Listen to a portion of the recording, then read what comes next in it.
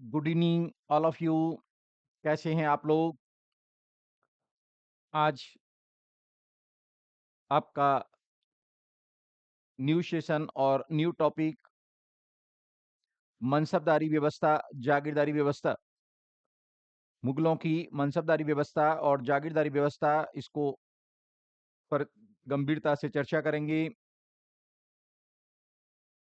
जल्दी से सभी लोग जुड़ जाइए। आइए इसको शुरू करते हैं कि मनसबदारी व्यवस्था आखिर है क्या। मनसबदारी व्यवस्था, दो टॉपिक पर आज चर्चा करेंगे। आपका मनसबदारी व्यवस्था क्या है, जागीरदारी व्यवस्था क्या है और कृषि संकट क्या है, इस पर भी संक्षेप में चर्चा करेंगे। तो सबसे पहले प्रश्न उठता है कि आखिर मनसबदारी व्यवस्था, मनसब है क्या? मनसबदारी व्यवस्था है क्या? इसको हम देखेंगे कि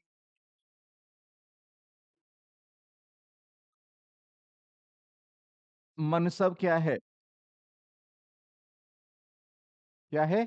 मनसब क्या है? मनसबदारी व्यवस्था क्या है?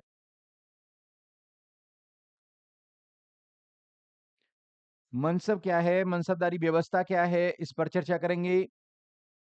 अकबर इसको लेकर आया तो उसका उद्देश्य क्या है, अर्थात इसके लाए जाने के पीछे कारण क्या हैं, इसकी विशेषताएं क्या हैं,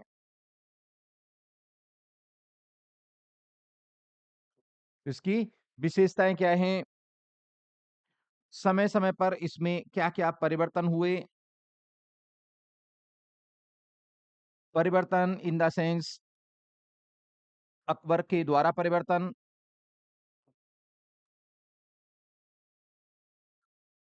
जहांगीर, शाहजहां और औरंगजेब, इन्होंने समय समय पर इसमें क्या क्या परिवर्तन किए, इसकी चर्चा करेंगे। साथ ही साथ इसके क्या पॉजिटिव और नेगेटिव प्रभाव पड़े, इस पर चर्चा करेंगे और फिर निष्कर्ष की तरफ जाएंगे। इसी से एक समस्या का जन्म होता है जिसे जागीरदारी संकट के नाम से जाना जाता है। ये जागीरदारी जो संकट है वो भी क्या है, जागीरदारी संकट भी इसी से जुड़ा हुआ है। जागीरदारी व्यवस्था क्या है और जागीरदारी संकट क्या है?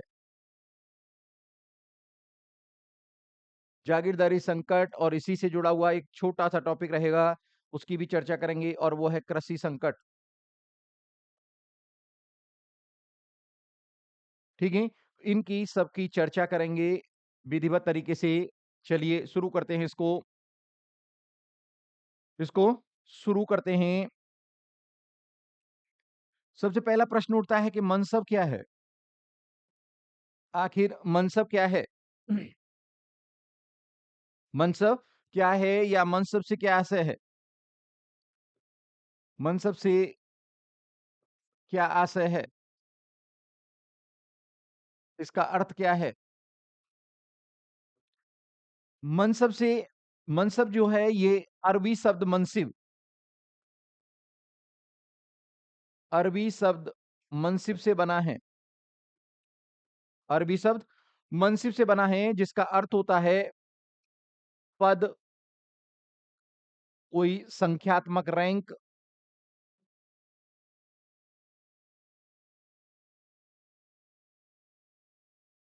कोई संख्यात्मक रैंक या ओहदा। याद रखना तीनों शब्द हो सकते हैं, पद, संख्यात्मक रैंक या ओहदा। जैसे आज आप सिविल सेवा में जाते हो, सिविल सेवा की तैयारी कर रहे हो, तो आपको आईएएस मिलेगा, आईपीएस मिलेगा। सिविल सेवा क्या है, आईसीएस हो गई, इंडियन सिविल सर्विसेज हो गई, उसके तहत आपको पद मिलेगा। जैसे आपका आईएएस मिलेगा, आईपीएस मिलेगा, आईआरएस मिलेगा, या आपका ग्रेड के अनुसार से आपका 6000 ग्रेड पे है, 5000 है, 5400 है, 4200 है। ये सारा का सारा क्या है, तो कोई संख्या पद हो सकता है, संख्यात्मक रैंक और ओहदा। और जिन मनसबदारों को ये प्रदान किया जाता, ये मनसब जिन व्यक्तियों को प्रदान किया जाता था, ये मनसब जिन व्यक्तियों को प्रदान किया जाता था वो मनसबदार कहलाते थे।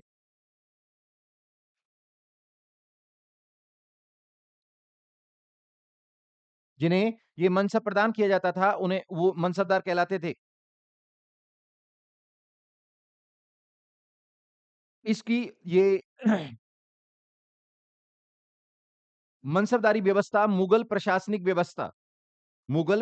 व्यवस्था की शासन व्यवस्था का आधार स्तंभ थी। ये एक तरह से इस्पाती ढांचा था, जिसे हम आगे देखेंगे मॉडर्न इंडिया में जो आईसीएस इंडियन सिविल सर्विसेज जो है ब्रिटिश साम्राज्य का इस्पाती ढांचा बन गया था, स्टील फ्रेम बन गया था। वैसे ही स्टील फ्रेम का काम क्या है या मनसबदारी व्यवस्था करती है।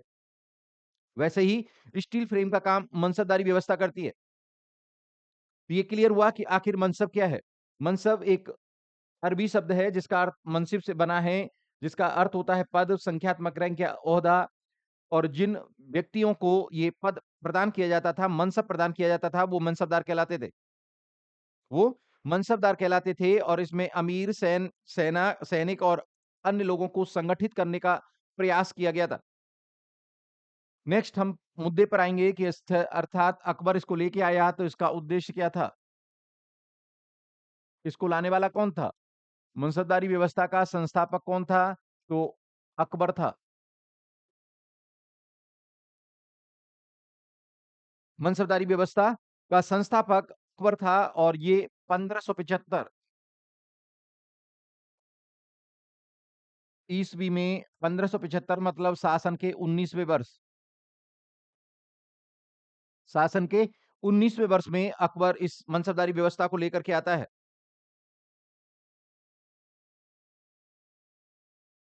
बात करेंगे हम इसकी कि इसका उद्देश्य क्या था? अकबर को इसके लाए जाने के पीछे अकबर का उद्देश्य क्या था? तो सबसे बड़ा उद्देश्य अकबर का क्या था कि इसके माध्यम से क्या है? सैनिक इसको ज़रा इधर ले लेते हैं। इसके माध्यम से सैनिक, असैनिक एवं अन्य सभी वर्गों का क्या है? सभी वर्गों का एकीकरण किया जाना था। सभी वर्गों का इसके माध्यम से क्या किया जाना था? एकीकरण किया जाना था और इस एकीकरण के माध्यम से मुगल साम्राज्य का सुदृढ़ीकरण किया जाना था। मुगल साम्राज्य का सुदृढ़ीकरण किया जाना था। मुगल साम्राज्य को स्थायित्व प्रदान किया जाना था। तो इसका क्या है? इसके माध्यम से क्या है? मुगल साम्राज्य का एकीकरण अर्थात सैनिक, असैनिक और अन्य सभी को एक अमीर वर्ग जो अन्य अमीर वर्ग था, सभी को एक एकीकरण करना था। इसमें सभी शामिल थे और इसके माध्यम से क्या करना था? मुगल साम्राज्य के सुदृढ़ीकरण को बढ़ावा देना था। पहला उद्देश्य अकबर का था कि मुगल साम्राज्य को इसके माध्यम से क्या है? सुदृढ़ीकरण किया जाएगा। दूसरा क्या था कि इसी के साथ उसका दूसरा उद्देश्य क्या है? पहला उद्देश्य तो ये है और दूसरा उद्देश्य था कि मुगल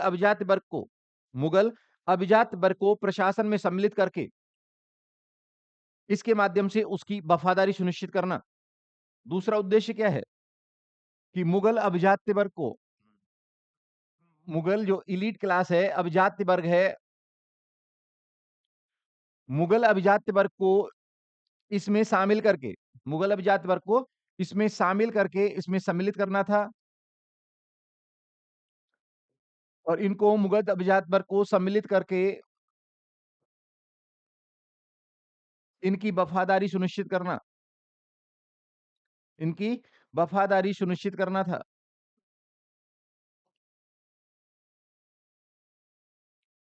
मुगल साम्राज्य के प्रति इनकी वफादारी सुनिश्चित करना भी था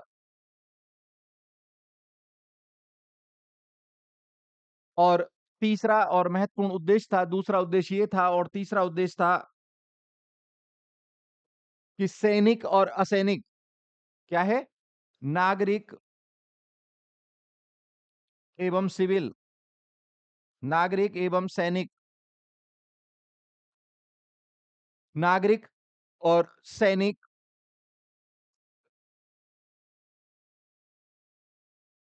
सैन्य सेवाओं का कुशलतापूर्वक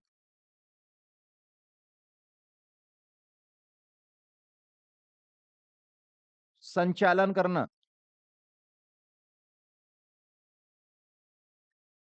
उनकी दक्षता को बढ़ाना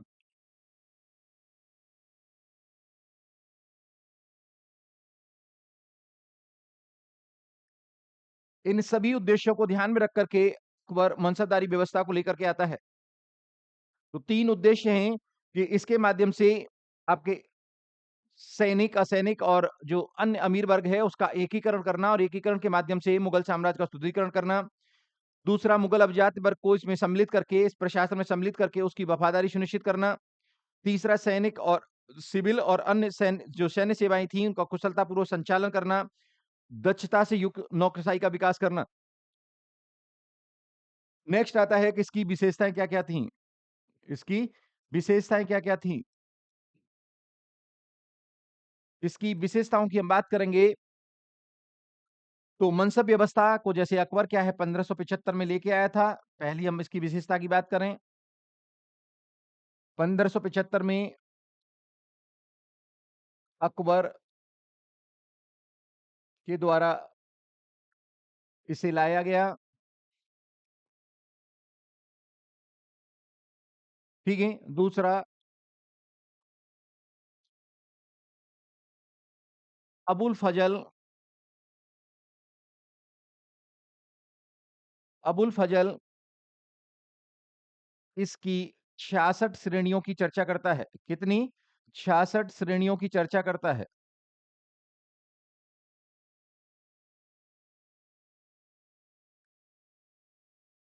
चर्चा करता है, लेकिन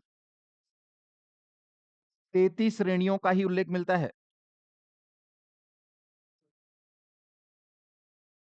33 श्रेणियों का ही उल्लेख मिलता है।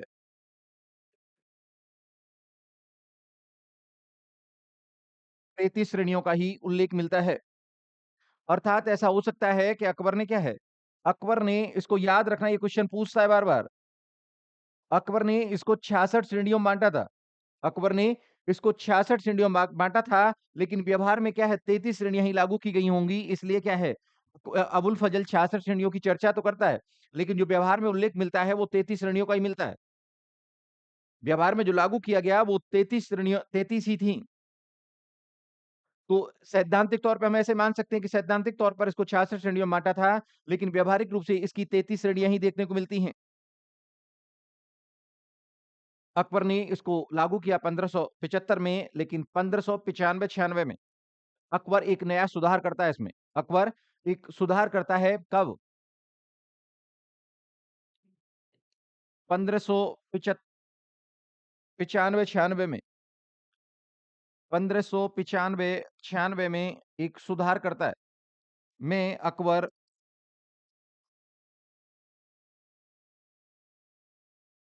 ने जात एवं सवार जात एवं सवार की द्वैध पद व्यवस्था द्वैध पद व्यवस्था को लागू किया।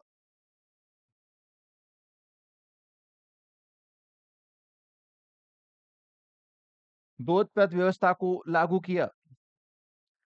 1595-96 में अकबर क्या करता है? अकबर जात और सवार पद के आधार पर इसको 2 भागों में बाँट देता है। 2 पद द्वैध पद व्यवस्था को लागू करता है, दोहरे दर्जे को लागू करता है। जात पद तो पहले से ही लागू था, लेकिन इस समय क्या है सवार का पद और जोड़ करके इसको द्वैध पद बना देता है। द्वैध पद बना देता है। इसका एक अर्थ ये भी निकलता है, इसको समझ के रखना कि जात अकेला हो सकता है। जात पद अकेला हो सकता है, लेकिन सवार पद अकेला नहीं हो सकता।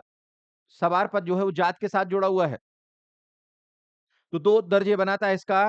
अब यहाँ पर प्रश्न उठता है कि ये जात और सवार है क्या? जात और सवार है क्या? जात और सवार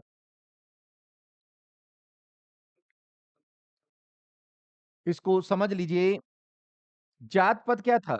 जात पद से जात पद जो होता था इससे व्यक्तिगत दर्जा, उसके वेतन और भत्ते निर्धारित होते थे।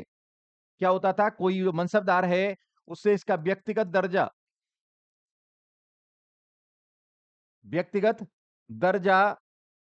उसके वेतन एवं भत्ते निर्धारित होते थे।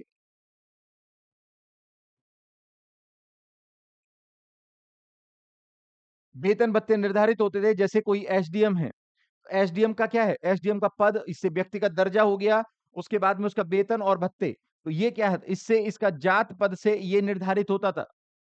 जबकि सवार पद से क्या होता था? सवार पद से उसके सैनिक उत्तरदायित्व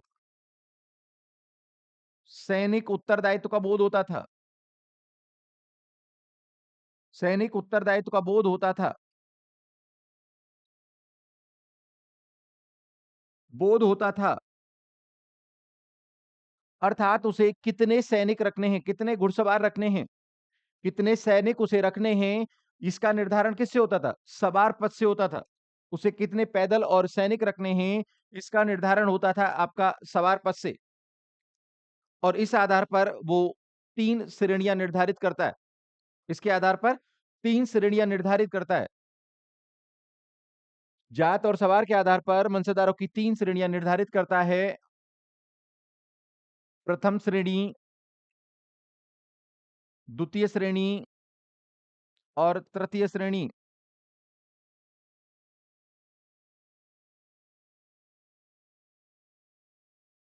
तृतीय श्रेणी।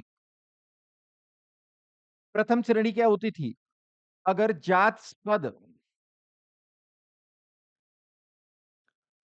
और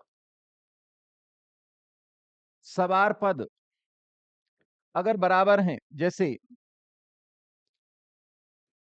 1000 और 1000, और जात और सवार पद अगर बराबर हैं, जात रैंक और सवार रैंक अगर बराबर है, तो उसे कहा जाता था प्रथम श्रेणी का मनसबदार।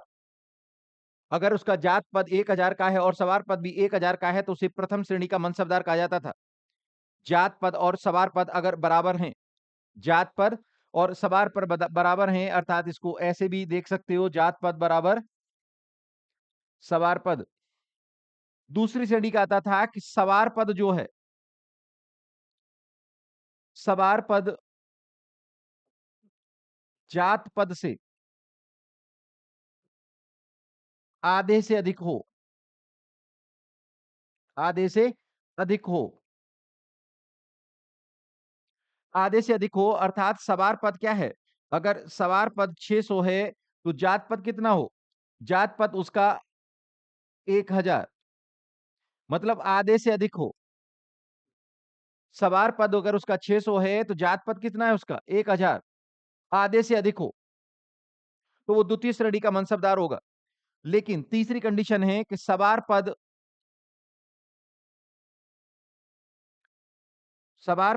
जात पद से आधे से कम हो, आधे से कम हो। अर्थात अगर किसी का सवार पद कितना है? सवार पद 400 हो और जात पद उसका 1000 हो, अर्थात आधे से कम हो, आधे से कम हो, तो वो तृतीय श्रेणी का मनसबदार होगा। तृतीय श्रेणी का मनसबदार होगा। तो ये आपको देखा कि जात पद अगर सवार पर बराबर हैं, तो प्रथम श्रेणी का मनसबदार, सवार पद जात पद से आधे से कम, आधे से अधिक है, सवार पद जात पद से आधे से अधिक है, तो वो द्वितीय श्रेणी का मनसबदार, और सवार पद जात पद से आधे से कम है, तो वो तृतीय श्रेणी का मनसबदार। नोट करके एक पॉइंट लिख लीजिए। किसी भी दशा में, इसको नोट करके लिख लीजिए, इसको नोट करके लिख लीजिए आप लोग।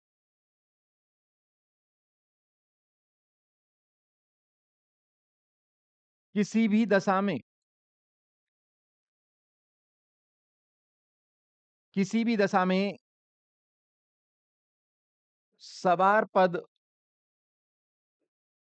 जात पद से अधिक नहीं हो सकता।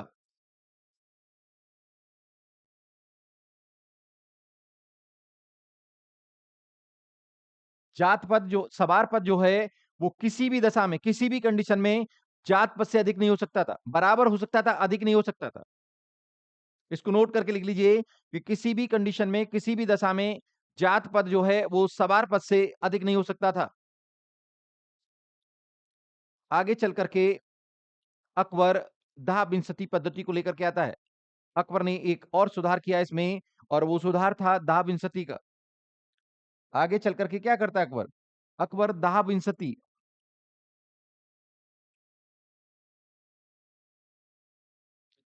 दाह बिनसती एक पद्धति को लेकर के आता है। और दाह बिनसती क्या थी? दाह बिनसती का मतलब था 10:20। दाह बिनसती मतलब 10:20। और इसका मतलब था कि प्रत्येक घुड़सवार को, जो प्रत्येक सवार था, प्रत्येक सवार को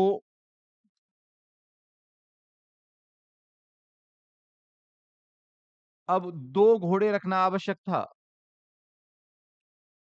2 घोड़े रखना आवश्यक था। तभी उसे अब सवार माना जाएगा। अगर उसके पास 1 घोड़ा होता था तो उसे नीम सवार कहते थे। नीम मतलब आधा। अगर 1 घोड़ा उसके पास होता था तो उसे नीम सवार कहते थे, आधा सवार कहते थे। साथ ही साथ हम देखते हैं कि अकबर ने अलाउद्दीन खिलजी और शेरशाह की भांति दाग और चेहरा को भी लागू किया। दाग और हुलिया को भी लागू करता है। दाग एवं हुलिया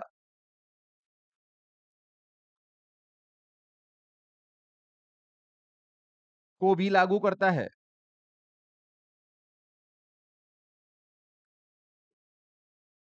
और इसकी शुरुआत की थी, दाग और हुलिया की शुरुआत की थी अलाउद्दीन खिलजी ने। दाग और हुलिया की शुरुआत किसने की थी? अलाउद्दीन खिलजी ने की थी। और इसको अकबर भी लागू करता है। इसी प्रकार अकबर जो है जब्ती, एक जब्ती सिस्टम को भी लेके आता है।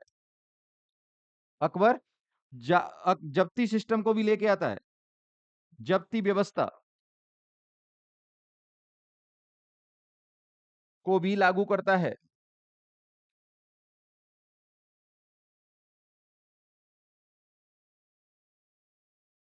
इसके साथ साथ क्या करता है अकबर? इसमें अकबर ने रोक और संतुलन का सिद्धांत लागू किया था। रोक और संतुलन का सिद्धांत, रोक एवं संतुलन। रोक और संतुलन कैसे था? कि जागीर की अनुशंसा, मनसबदार के लिए जागीर की अनुशंसा करता था कौन? मीर बख्शी। मीर बख्शी, मीर बख्शी का मतलब है आपका डिफेंस मिनिस्टर। मीर बख्शी जो है मनसबदार की सूची बना करके, सूची बना करके मुगल बादशाह के सामने प्रस्तुत करता था। कि सामने प्रस्तुत करता था।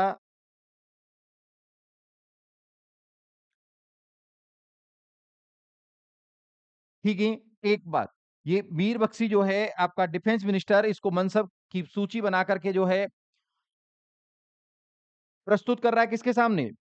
उसके सामने मनसबदारों की सूची बनाता है। इसको मनसबदारी लिख लीजिए।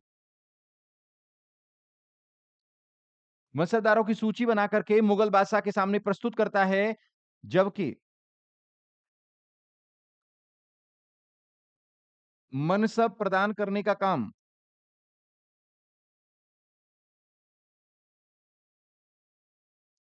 जब बादशाह ने कर दिया तो मनसब प्रदान करने का काम जो है वो आपके कौन करता है? मनसब प्रदान करने का काम जो है वो दीवाने आला करता है। दीवाने आला अर्थात वजीर करता है। करने का काम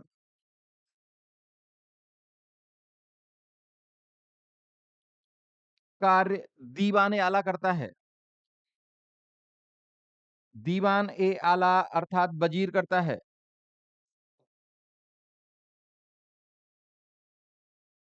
इस प्रकार अकबर ने बड़ा व्यवस्थित तरीके से, मीर बख्शी क्या करेगा? मनसबदारों की सूची बना करके बादशाह के सामने रखेगा। जब बादशाह उसको ग्रांटेड कर देगा तो मनसब देने का काम दीवाने आला करेगा। अर्थात डिफेंस मिनिस्टर सूची बना करके प्रस्तुत कर रहा है बादशाह के सामने, और उसको देने का काम कर रहा है, प्रदान करने का काम कर रहा है आपका वजीर अर्थात वित्त मंत्री, दीवाने आला। नेक्स्ट, ये मनसबदारी व्यवस्था, ये व्यवस्था आनुवंशिक नहीं थी। न होकर योग्यता पर आधारित थी।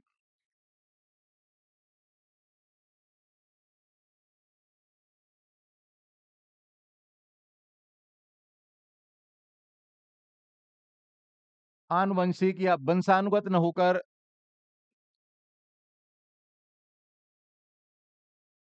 योग्यता पर आधारित थी।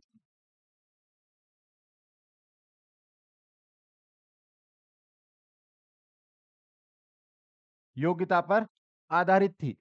अर्थात कोई मनसबदार है और टॉप अप पद पर काम कर रहा है, अगर उसकी मृत्यु होती है तो उसके बेटे को यह पद नहीं मिलेगा। उसके बेटे को वो पद नहीं मिलेगा, उसे फिर स्टार्टिंग से शुरू करना पड़ेगा। ये योग्यता पर आधारित थी।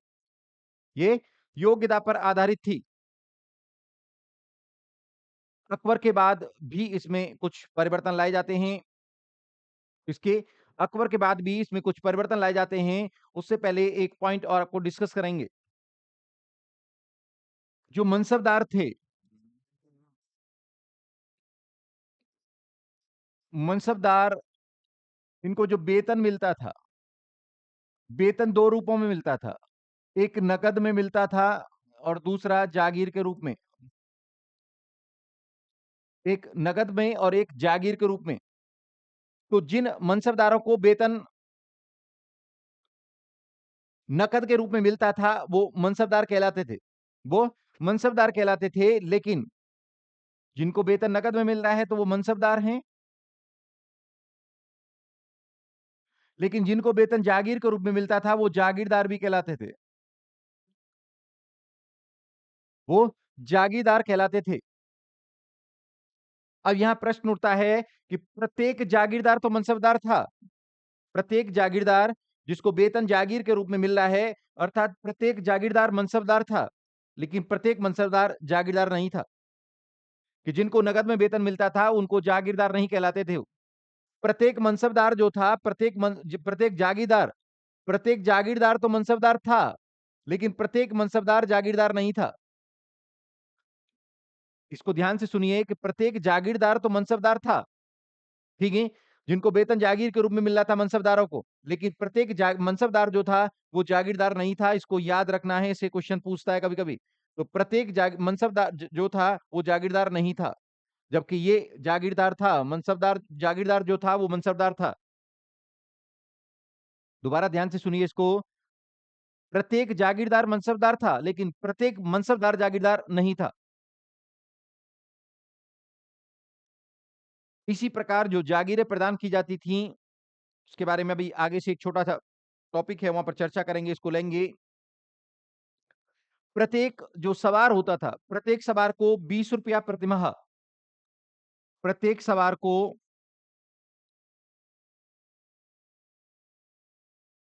₹20 प्रतिमाह,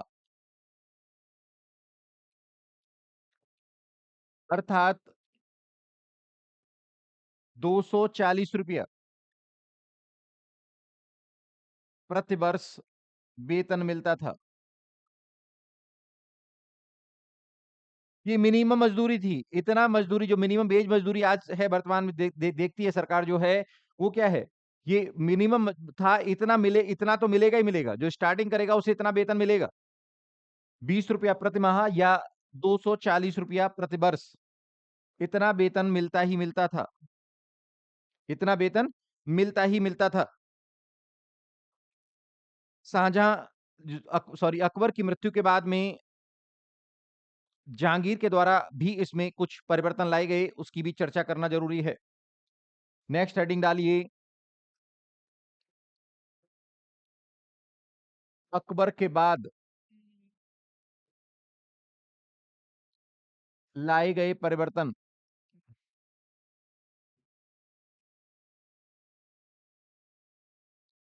अकबर के द्वारा बाद में, अकबर की मृत्यु के बाद में इसमें क्या-क्या परिवर्तन लाए गए? पहला परिवर्तन जहांगीर के काल में।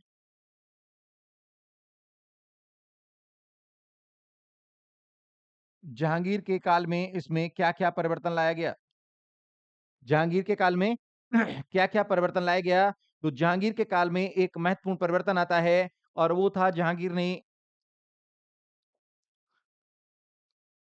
2 अस्पा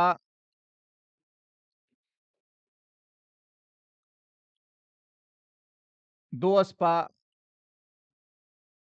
सी अस्पा 2 अस्पा सी अस्पा व्यवस्था को लेके आया था।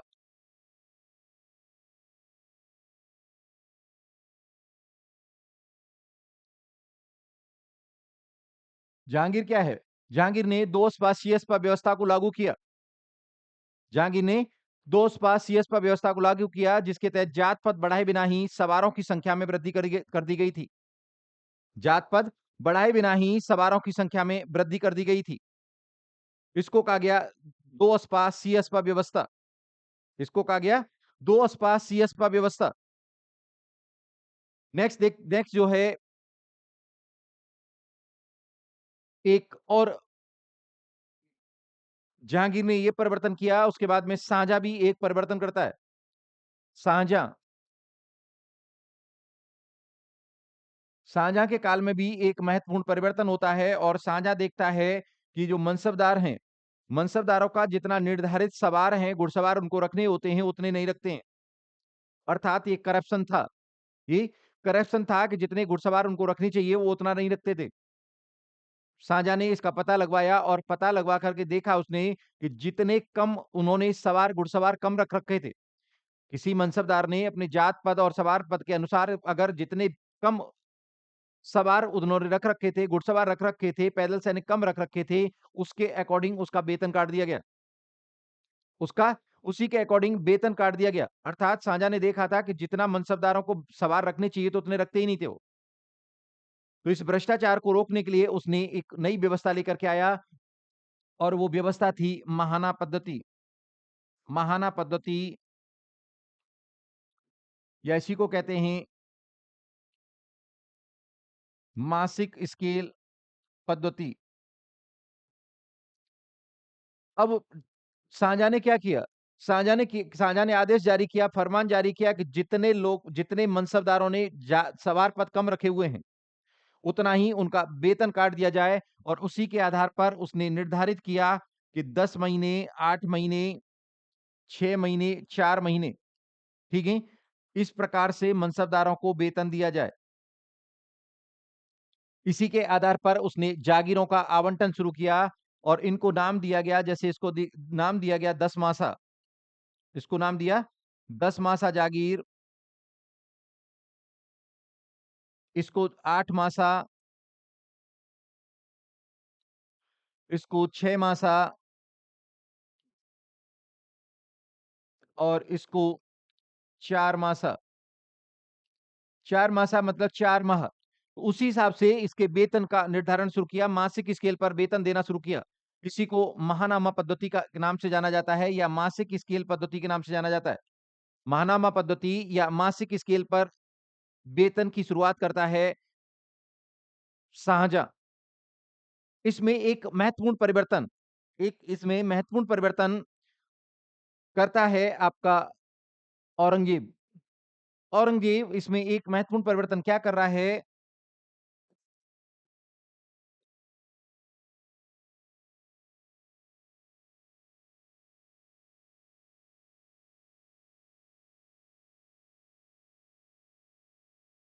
औरंगजेब ने एक महत्वपूर्ण परिवर्तन किया। उसने मसरत या बासरत जागीर देने की रैंक देने की शुरुआत की। मसरत या बासरत रैंक। औरंगजेब ने क्या किया कि मनसबदारों को मसरुत या इसी को कहा जाता है बासरत रैंक या पद देने की शुरुआत की। ये मसरत या बासरत रैंक क्या थी? इसमें क्या होता था कि बिना जात रैंक को बढ़ाए हुए सवारों की संख्या में वृद्धि कर दी जाती थी। जात रैंक में वृद्धि नहीं की जाती थी, लेकिन सवारों की संख्या में वृद्धि कर दी जाती थी। मान के चलिए कोई अभियान के लिए जा रहा है, तो ये क्या है? बासर्त मतलब कंडीशनल था। बासर्त का मतलब होता है कंडीशनल, ठीक है? ये कंडीशनल था, बासर्त था, सशर्त था कि ये अभियान के लिए किसी अभियान पे भेजा जा रहा है, तो उसके सवारों की संख्या में वृद्धि कर दी जाती थी, जात रैंक को बिना बढ़ाए। और उस अभियान के बाद में जैसे वो अभियान पूरा करके आए, तो उसको जो है समाप्त कर दिया जाता था। उसको समाप्त कर दिया जाता था। तो ये क्या था? ये जो बासर्त था किसी उत्तरदायित्व को पूरा करने के लिए, किसी उत्तरदायित्व को पूरा करने के लिए या उत्तरदायित्व को पूरा करने की अवधि के लिए बिना जात रैंक में वृद्धि किए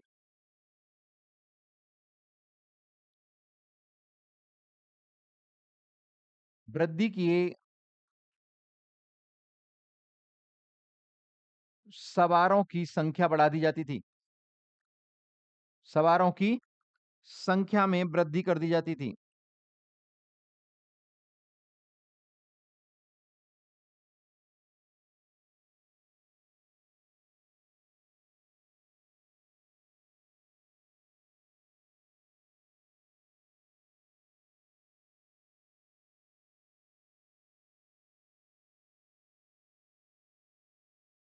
जात रैंक में वृद्धि किए बिना सवारों की संख्या में वृद्धि कर दी जाती थी।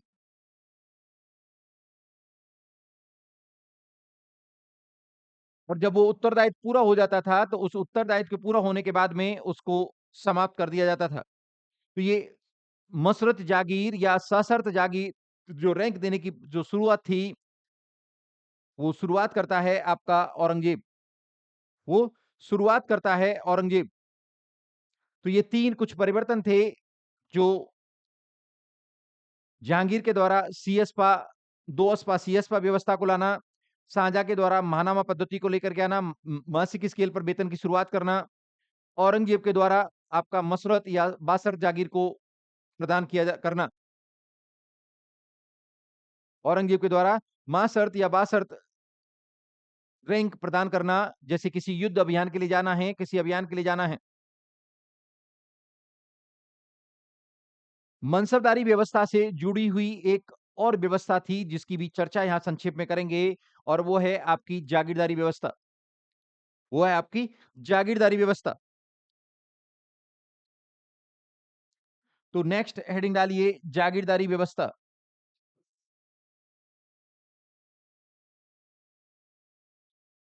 जागीरदारी व्यवस्था।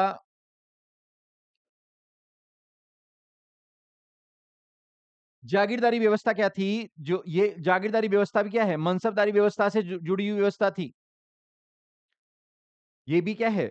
ये मनसबदारी व्यवस्था से ही एक पार्ट था उसका।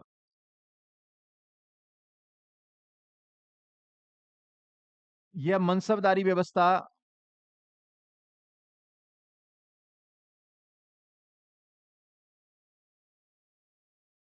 से जुड़ी व्यवस्था थी।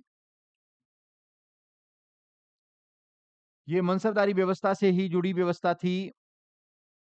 क्या थी? जैसे मैंने अभी आपको चर्चा की थी कि कुछ मनसबदारों को वेतन क्या है? कुछ मनसबदारों को वेतन नगद में दिया जाता था, कुछ को जागीर के रूप में दिया जाता था। अर्थात जिन मनसबदारों को वेतन जागीर के रूप में दिया जाता था, वो जागीरदार कहलाते थे और ये व्यवस्था जागीरदारी व्यवस्था कहलाती थी। जिन मनसबदारों को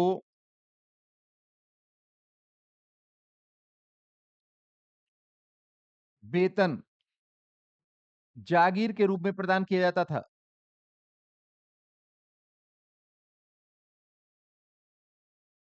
जागीर के रूप में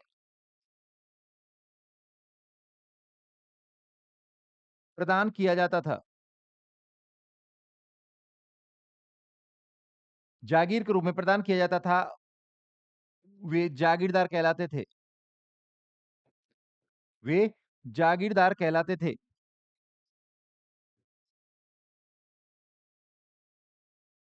वे जागीरदार कहलाते थे और यह व्यवस्था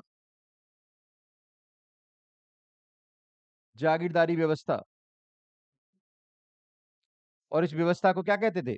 जागीरदारी व्यवस्था कहलाती थी।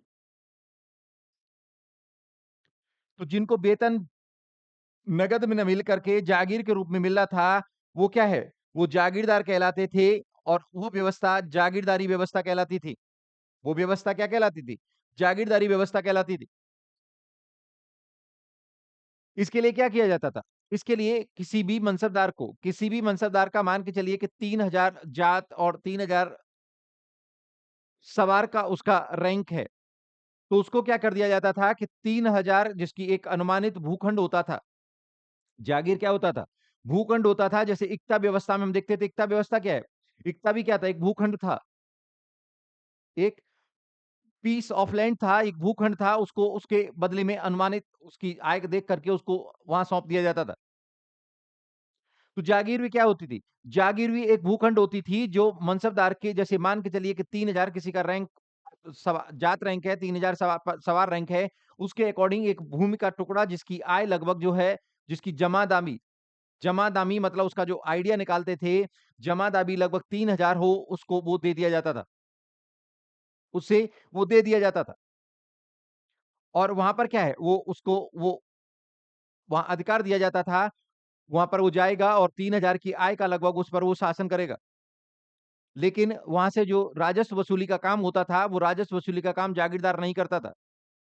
वहाँ राजस्व वसूली का काम जागीरदार नहीं करता था। प्रशासन का काम तो देखता था, लेकिन राजस्व वसूली का काम नहीं करता था। राजस्व वसूली का कार्य मुगल अधिकारी करते थे। मुगल राजस्व विभाग के अधिकारी करते थे। यहाँ पर फवाजिल की भी गुंजाइश नहीं होती थी। शॉर्ट में हम देख लेते हैं कि इक्तादारी व्यवस्था और जागीरदारी व्यवस्था में मुख्य अंतर क्या थे? ये क्वेश्चन भी कभी-कभी पूछ देता है।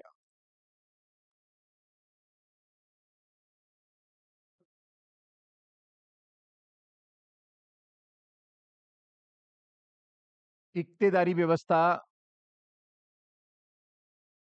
और जागीरदारी व्यवस्था।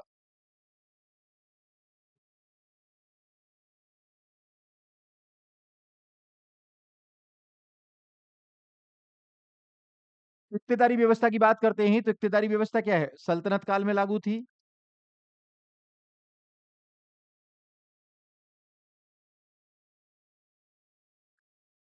सल्तनत काल में, और इसको व्यवस्थित तरीके से लागू करने का काम जो किया था वो इल्तुतमिश ने किया था।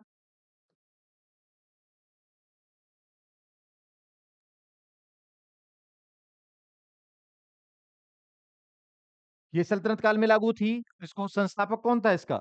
इसका संस्थापक इल्तुतमिश था। यहाँ देखते हैं तो जागीरदारी सिस्टम जो था वो मुगल काल में, इसका प्रचलन कब था? मुगल काल में था। और इसका संस्थापक कौन था?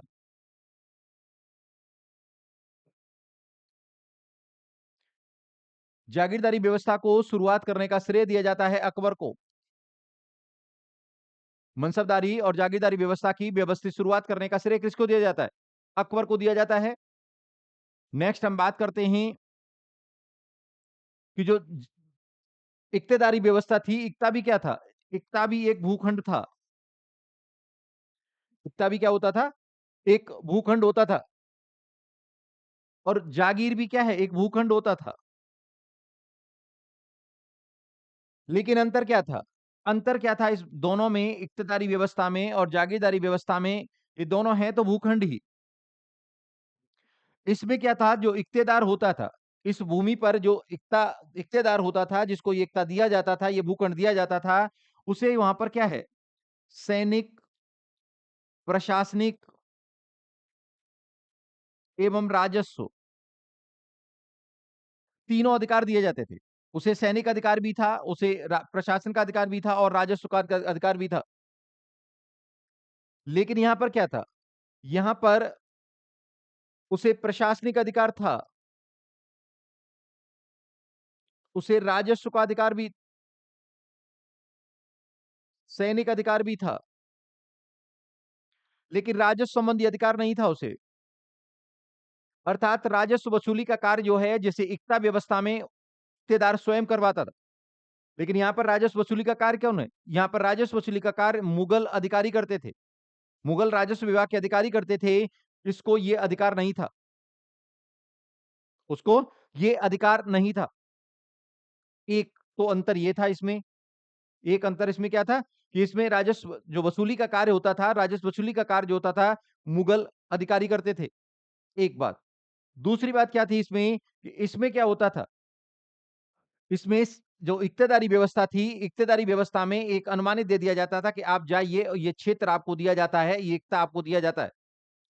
और आपका अगर ₹3000 का आपका इक्तेदार हो, आप 3000 का आपकी लागत आ रही है, प्रशासनिक, सैनिक और राजस्व व्यय आपका 3000 का आ रहा है, तो आप 3000 रखिए, अगर उसकी आय 5000 है, तो आप 2000 वापस करके क्या करिए, केंद्रीय खजाने में भेजिए। और जो अतिरिक्त आय होती थी, अतिरिक्त आय आय होती थी, उसे फवाजिल कहा जाता था। उसे फवाजिल कहा जाता था। फवाजिल क्या थी? अतिरिक्त आय।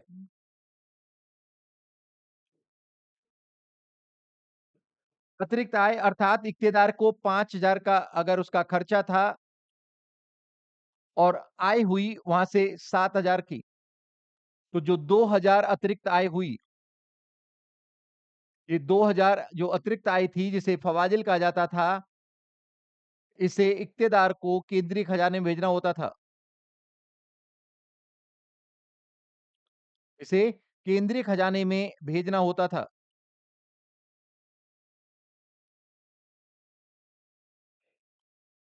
जो फवाजिल थी इसे केंद्रीय खजाने में भेजेगा कौन? इक्तेदार। लेकिन जहां हम बात करते हैं जागीरदारी सिस्टम की, तो जागीरदारी सिस्टम में फवाजिल की गुंजाइश नहीं थी। अतिरिक्त आय का मतलब ही नहीं था। वहां पहले ही अनुमानित करवा लिया जाता था कि इस भूखंड की आय जो है वो 5000 है। 5000 है, तो उसे क्या है, उसे इक्ता जो दिया जाता था उसकी आय 5000 ही होती थी। उसकी आय कितनी होती थी? 5000 ही होती थी, इसलिए यहां पर फवाजिल की गुंजाइश नहीं होती थी। फवाजिल की गुंजाइश ही नहीं होती थी।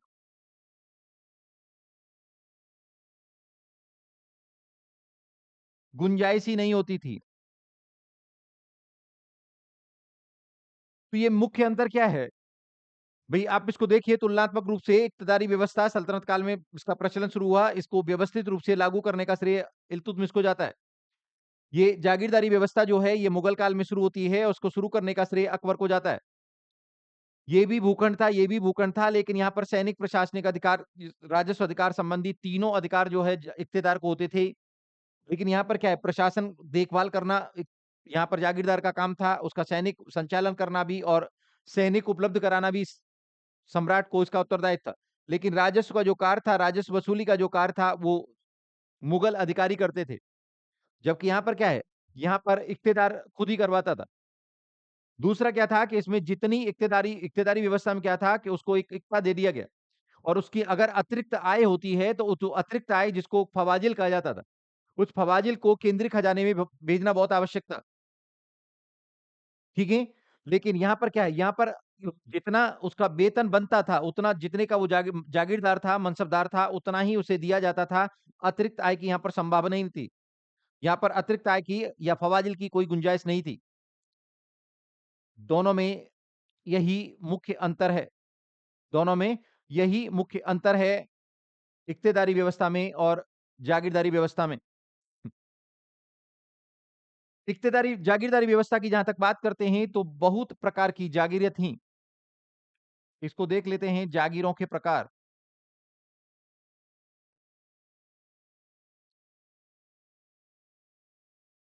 जागीरों के प्रकार, बहुत सारे प्रकार की जागीरों की चर्चा मिलती है उस समय जो है कि कौन-कौन सी जागीर थी।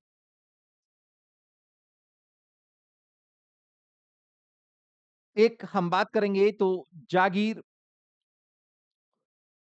जिनको वेतन के रूप में जागीर मिलती थी, उन्हें तनख्वाह जागीर कहते थे। उन्हें जो वेतन के रूप में जागीर मिलती थी, उन्हें तनख्वाह जागीर कहते थे।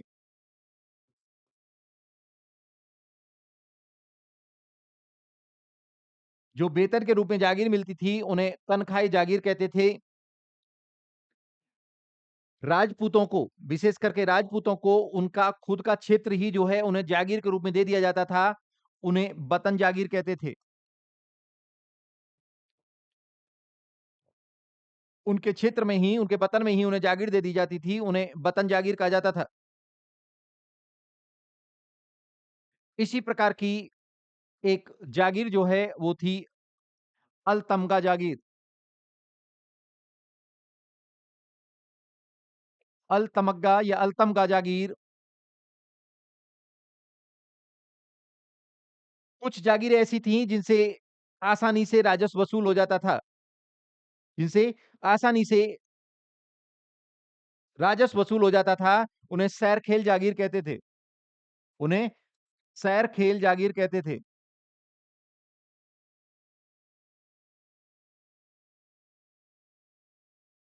और जिनसे राजस्व आसानी से वसूल नहीं होता था, उनको जो है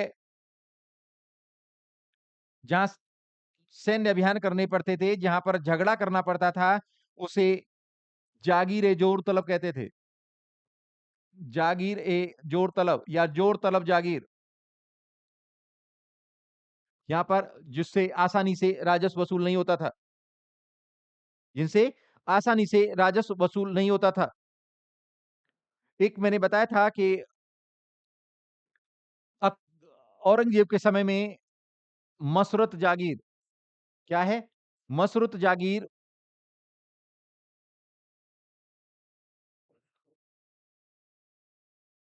या बासर्त जागीर की शुरुआत होती है।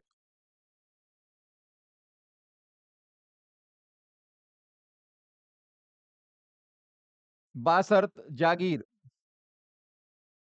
ये कंडीशनल होती थी, एक विशेष किसी युद्ध अभियान के लिए, किसी अभियान के लिए इसको जात रैंक में वृद्धि किए बिना सवार रैंक में वृद्धि कर दी जाती थी, सवारों की संख्या में वृद्धि कर दी जाती थी, उसे कहते थे बासर्त जागीर। तो ये जागीरों के कुछ प्रकार हैं, इनको भी आप लोग याद रखोगे, इनको याद रखोगे। इस जागीरदारी सिस्टम से आगे चल कर के जब मनसबदारी व्यवस्था आगे बढ़ती है और दक्षिण में मुगल साम्राज्य का प्रसार होता है, एक प्रकार का संकट उत्पन्न होता है। एक प्रकार का संकट उत्पन्न होता है, उसे जागीरदारी संकट के नाम से जाना जाता है। जागीरदारी संकट, एक प्रकार का संकट उत्पन्न हो जाता है, उसे कहते हैं जागीरदारी संकट। ये जागीरदारी संकट क्या था? ये जागीरदारी संकट क्या था? ये जागीरदारी संकट मुख्य रूप से क्या था कि जिस भाई उत्तर भारत में मुगलों का साम्राज्य विस्तार हुआ, उत्तर भारत को जीता, तो यहाँ पर क्षेत्र भी विजित किए, तो जागीरों की कोई समस्या थी नहीं। राजपूताना क्षेत्र में राजपूतों को शामिल किया गया, राजपूत नीति अपनाई गई, तो उनको राजपूतों को अपनी ही क्षेत्रों में वतन जागीर दे दी गई। लेकिन जब दक्षिण भारत में इसका अभियान हुआ, तो दक्षिण भारत उपजाऊ क्षेत्र था और वहाँ पर जागीरें कैसी थी? उपजाऊ होने के साथ-साथ सैर-खेल जागीर भी थी।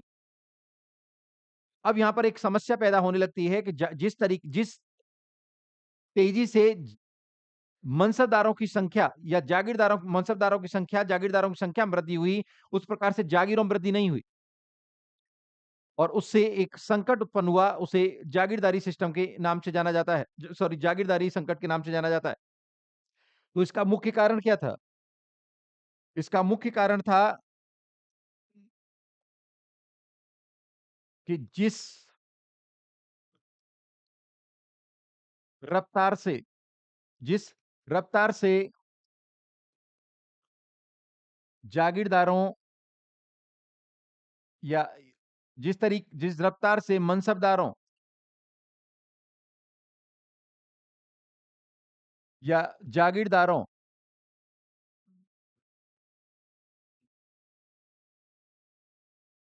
जागीरदारों की संख्या में वृद्धि हुई,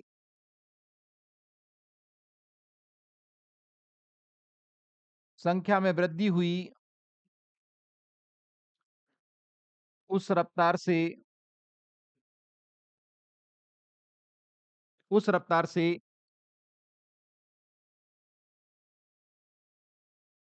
जागीरों में वृद्धि नहीं हुई।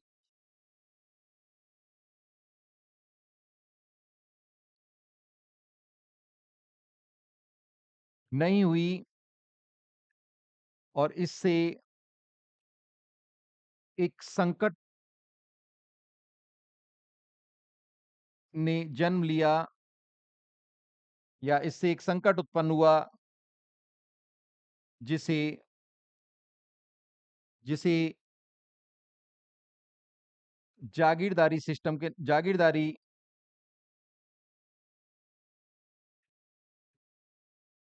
संकट के नाम से जाना जाता है। नाम से जाना जाता है। और विशेष करके औरंगज़ेब के समय जब दक्षिण भारत में विस्तार होता है, तो वहाँ पर क्या हुआ कि इनसे क्या किया कि इनको खालसा भूमि से भी जागीरें देना काम काम शुरू किया। जो बड़ी-बड़ी जागीरें थी, उनको विभाजन करना शुरू किया। उसके लिए लड़ाई-झगड़े शुरू हुए। जो जागीरें, जो सैरखेल जागीर थी, वो जागीरें जोर तलब में चेंज हुई और इससे एक प्रकार का संकट उत्पन्न हो गया और फिर संकट जिसको जागीरदारी संकट के नाम से जाना जाता है। अब क्या हुआ कि जब ऐसी कंडीशंस हुई, तो ऐसी कंडीशन में क्या है जो सैरखेल जागीर थी जहाँ से आसानी से राजस्व प्राप्त होता जाता था, उनके लिए क्या है मुगल दरबार में गुटबंदी होना शुरू हो गई, कि भाई हमें सैरखेल जागीर दिलवा दीजिए। जैसे आज नहीं होता कि कोई-कोई जिले बहुत अच्छे होते हैं, वहाँ पर जो है ना आईएएस, आईपीएस को जो है पद प्राप्त करने के लिए अपना लॉबिंग करना शुरू हो जाती है। भई वो पद हम वहाँ मिल जाए तो बढ़िया रहेगा। वैसा ही क्या है, यहाँ पर भी क्या है लॉबिंग होना शुरू हो गई और इससे मुगल दरबार में गुटबंदी शुरू हो गई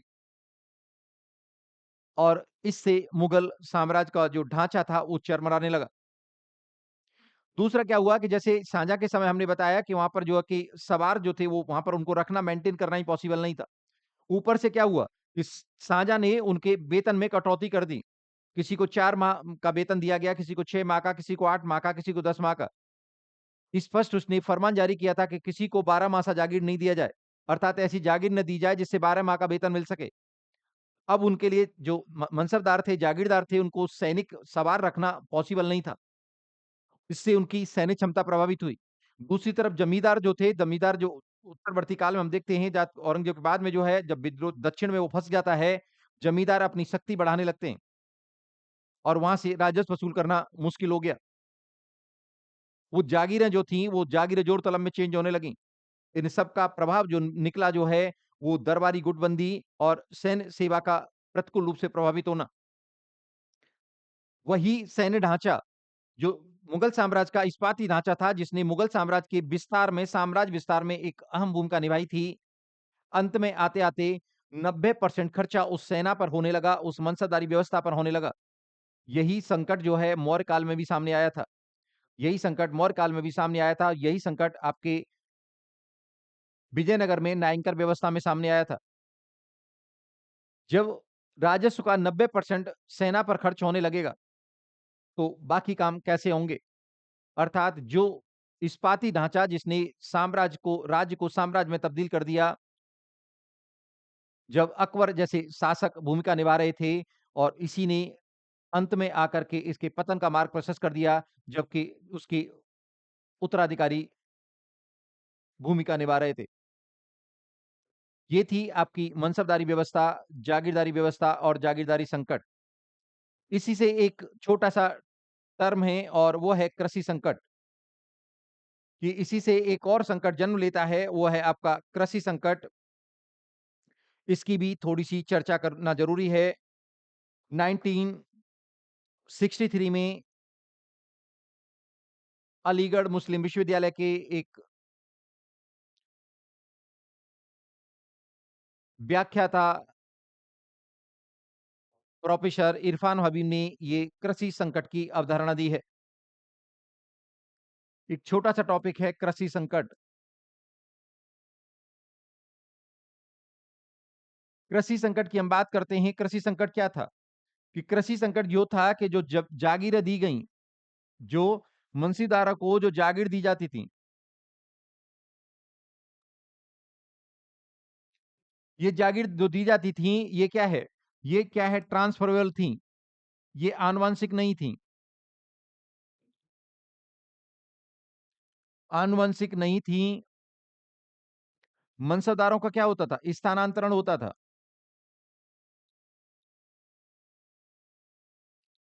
ठीक है? जब आनुवंशिक नहीं थी, स्थानांतरण होता था, तो जागीरदार का उद्देश्य क्या होता था? उसे पता था कि मेरा कभी भी ट्रांसफर हो सकता है, मेरा कभी भी स्थानांतरण हो सकता है, मेरी आनुवंशिक नहीं है, तो वो क्या करता था? वो कृषि के विकास के लिए कोई काम नहीं करता था। वो कृषि के विकास के लिए कोई काम नहीं करता था, ज़्यादा से ज़्यादा राजस्व वसूली का काम करता था बस। इससे आगे चल कर के इससे एक तो किसानों का शोषण हुआ और इसी से आगे चल कर के एक संकट पैदा हुआ, वो था कृषि संकट। कई बार अकाल की स्थिति में, कई बार जो है ना कि जो लगान जो उत्पादन ना होने की स्थिति में किसान जो थे वो ज़मीनों को छोड़-छोड़ के भाग जाते थे, फसलों में आग लगा देते थे। ऐसा एक संकट पैदा हुआ मुगल काल में, इसी को कृषि संकट के नाम से जाना जाता है। उसी को कृषि संकट के नाम से जाना जाता है और इसकी चर्चा की है 1963 में इरफान हबीब ने। इरफान हबीब इरफान हबीब ने पहली बार कृषि संकट की चर्चा की है। इससे कृषि संकट की चर्चा की है और इसके लिए जो प्रमुख कारण थे, वो थे जमींदारी व्यवस्था में अंतर्निहित दुर्बलता। इसको संक्षेप में देख लेते हैं।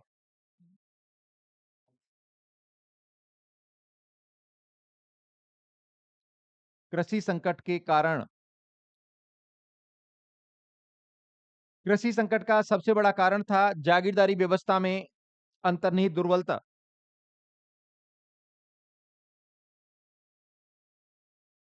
जागीरदारी व्यवस्था में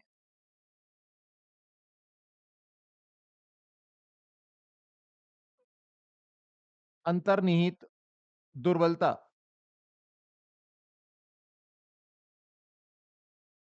जागीरदारी व्यवस्था में जिसकी हम बात कर रहे थे अंतर्निहित दुर्बलता, दूसरा मौद्रिक उतार-चढ़ाव।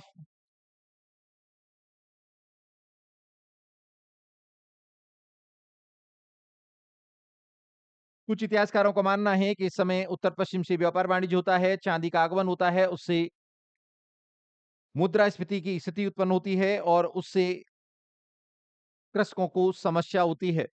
उससे कृषकों को समस्या होने लगती है। तीसरा और महत्वपूर्ण कारण था 17वीं सदी में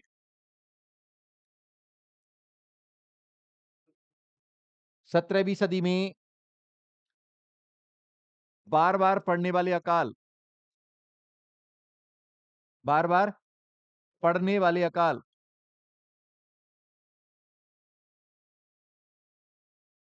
इसने भी क्या है, इसने भी कृषि संकट को बढ़ाने में अपनी तरीके से भूमिका अदा की, अपने तरीके से भूमिका अदा की और इसका परिणाम ये निकला उपरोक्त कारणों के कारण जो किसान कभी खेत छोड़कर भाग जाते थे, तो कभी वो विद्रोह पर उतारू हो जाते थे।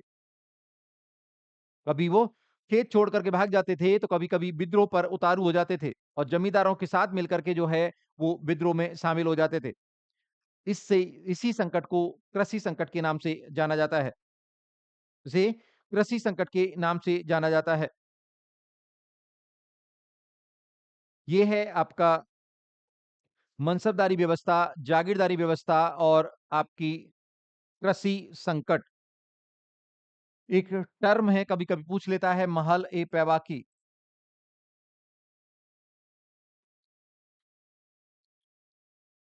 महल-ए-पैबाकी कभी-कभी प्रश्न पूछ लेता है महल-ए-पैबाकी क्या थी?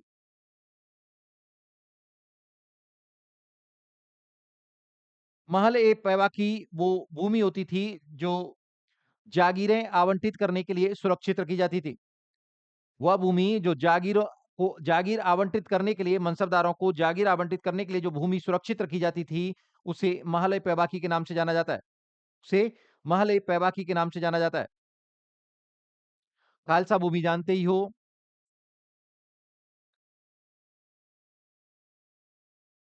खालसा भूमि ये राजकीय भूमि होती थी, अर्थात इससे जो आय होती थी वो सीधे राजकीय खजाने में जाती थी। महल-ए-पैबाकी जो है वो जागीरों के लिए आरक्षित भूमि, जागीर प्रदान करने के लिए आरक्षित भूमि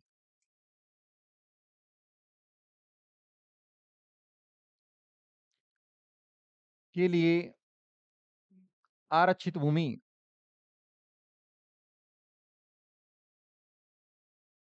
इनको भी आप लोग याद रखिएगा। तो ये आपका एक महत्वपूर्ण टॉपिक था मनसबदारी व्यवस्था, जागीरदारी व्यवस्था, जागीरदारी संकट, कृषि संकट और इसी में हमने चर्चा की एकता व्यवस्था और जागीरदारी व्यवस्था में अंतर। इससे संबंधित कोई भी क्वेरी हो, कोई भी आपका प्रश्न हो तो आप कमेंट सेक्शन में लिख सकते हैं, उसे पूछ सकते हैं, उसको सॉर्ट आउट किया जाएगा। नेक्स्ट क्लास में उसको डिस्कस भी कर लिया जाएगा। आज इस क्लास को यहीं रोकेंगे, नेक्स्ट क्लास तक के लिए लेते हैं एक छोटा-सा अल्पविराम। मिलेंगे नेक्स्ट क्लास में नेक्स्ट टॉपिक के साथ, तब तक के लिए जय हिंद।